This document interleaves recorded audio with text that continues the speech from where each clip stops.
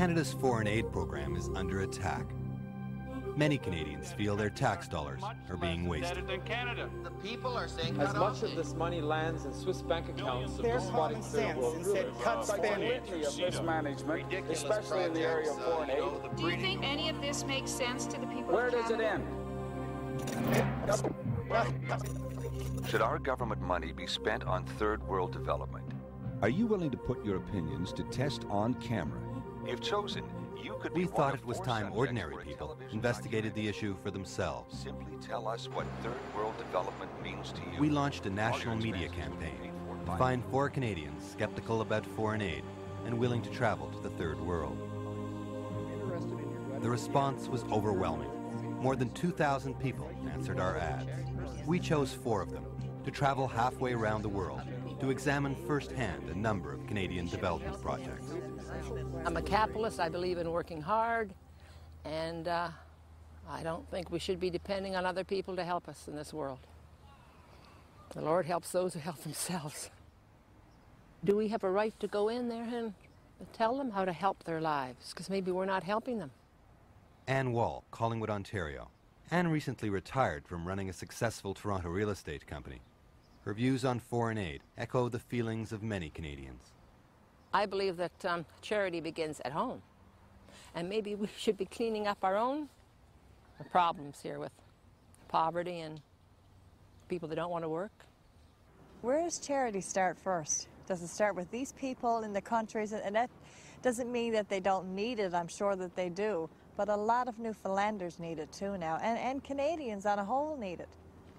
I'm skeptical about corruption, and that bothers me. Natalie Brent, Grand Falls, Windsor, Newfoundland. Natalie is a registered nursing assistant with 16 years' experience working at the local hospital. She sees plenty of poverty in Newfoundland.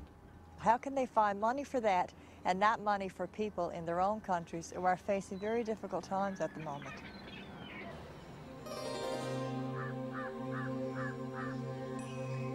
The other side of India, the East Coast. Our second team of skeptics arrive in the city of Madras.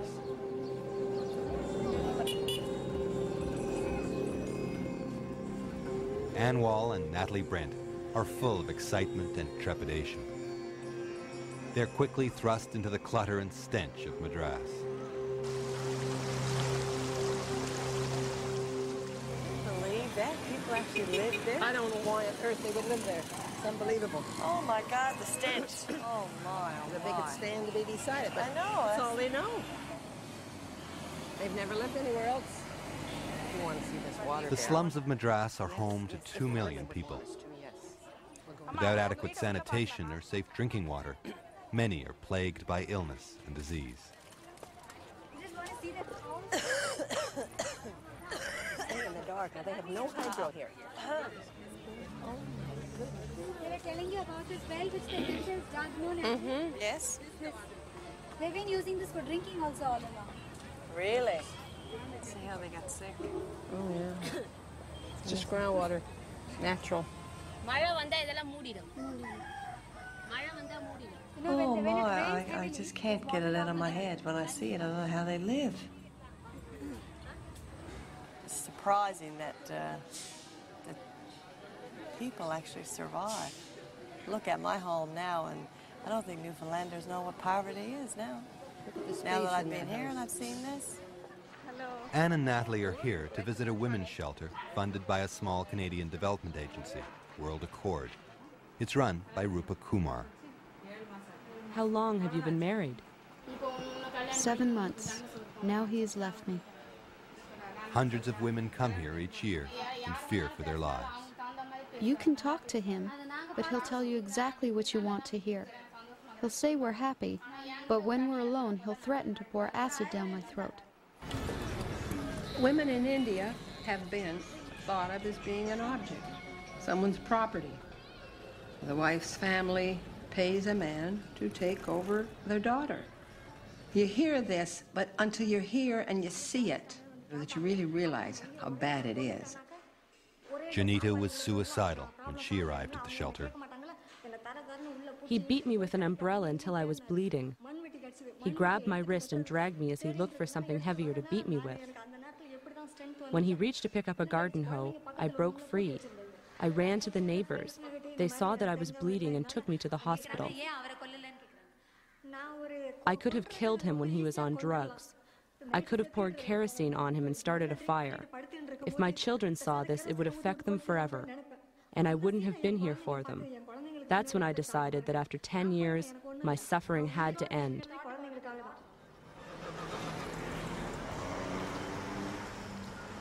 Before the shelter was started, women had nowhere to go. Those who report sexual or family violence here get little protection. Abused women have been raped and even murdered at the hands of the police. Do you ever arrest men who abuse their wives? Yeah. See, if that is the wife complaint, if she is really willing to take action against her husband, I will definitely arrest him. So this law is taken very seriously. Very seriously, but supporting ladies. But some families are misusing this. He's a very pompous person, big ego. I'm afraid I kept smiling. I was being very pleasant. But I figured, what's the point? Anything we do to aggravate him is going to be taken out on Rupa. In his head, he really believes that it's not happening, you know? These modern age ladies, they are not like my mothers and grandmothers. They are fully aware of their rights and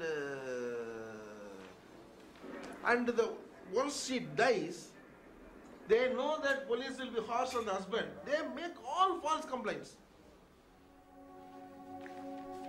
Anne and Natalie asked to read the shelter reports. They're horrific. Women being burned, beaten, and killed. They all think of suicide, don't they, these women? Every time. I guess they know they don't have much of a life now. They know what they're going to lead if they leave their husband.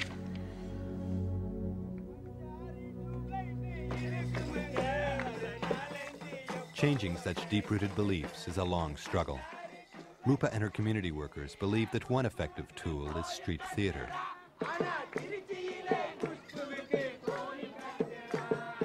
This play traces the tragic story of an Indian woman's tortured life and murder at the hands of her husband.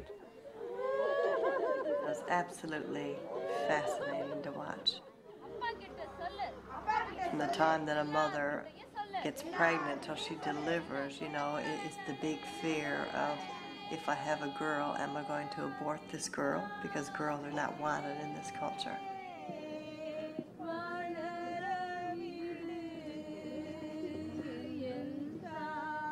But part of the crowd doesn't like the message.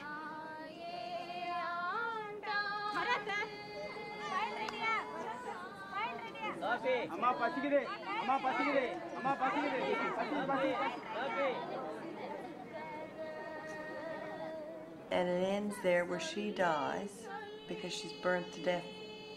You could just see it. This is a human being and you've killed her because she's not giving you what you wanted.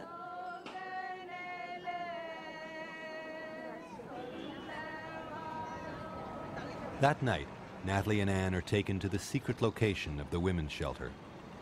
Rupa is so worried about attacks, she's asked us not to film the outside of the building.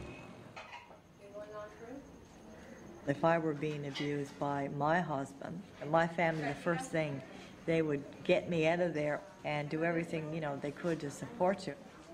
But the women don't have that here. And I think that's a big part of the problem. They don't have the family support. One of today's arrivals is in despair. After being badly beaten by her husband, this woman beats her own daughter.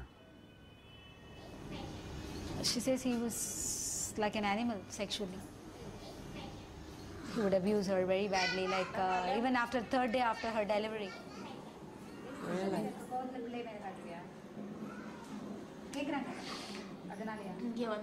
After coming here, I beat my youngest daughter more. Why? I felt shame for having come here. That's why I hit my child. Tell her this happens in Canada too. And she needs help to handle it. These women, They have no choice but come to a shelter, to strangers, and thank God these shelters are there from the stories we heard today. It's a wonderful place. They all seem so happy to be there. They need a lot more of them, I guess. Too bad they couldn't get help from their own government.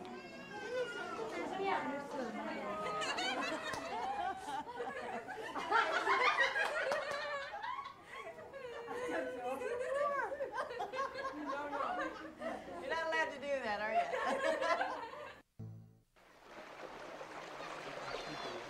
6 weeks ago, our skeptics set out to discover for themselves whether Canadian foreign aid is worthwhile. They've seen just a handful of the thousands of development projects funded by Canadian tax dollars. Their observations can hardly be considered scientific or conclusive. Yet each of them has completed a personal journey that has reshaped their perceptions and had a profound impact on their lives. Back home, you see the movies, the pictures, and you say, oh, you know, what's the point? What's the purpose? Why bother? And when you come out here and you see what is being done with a very small amount of money, then, you know, there's hope. They're certainly spending their money here very well. I see no wastage. It's better use of dollars than I could have imagined. I wish we could bring a lot of our people here. They might take a different outlook on how they spend their own money and what we do with it. Yeah, it'd be good for people to see what goes on here. But people back home will always doubt what they see on the screen. You cannot walk away from here and not be affected by it. You just can't. You know, you got to take it with you. And I'm sure there are going to be times when I'm going to say, God, I wish I had this or I wish I had that. But then I'm going to be jolted back to reality and all that, you know. And I'm very, very affected by it. I think this trip has changed my life. I will definitely appreciate what I have a lot more. I'll walk away now with a sense of hope. They're such giving people, and we're so pampered. We have so much and we don't know that.